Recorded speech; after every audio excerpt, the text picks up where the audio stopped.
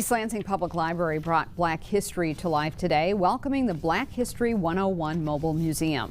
The traveling collection features more than 15,000 original artifacts spanning from the transatlantic slave trade to the rise of hip-hop culture. History is not something you can interpret. History is an actual fact, and there's an outright attack on it. And so what we're doing right now is, in doing this, we're really showing actual footage of different parts of history that will never be taught.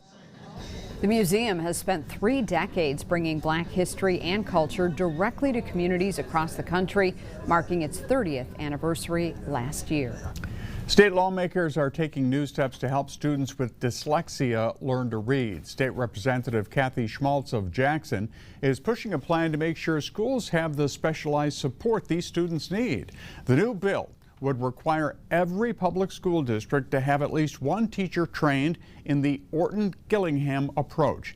It's a structured multisensory method that's been used to help dyslexic readers for nearly 100 years.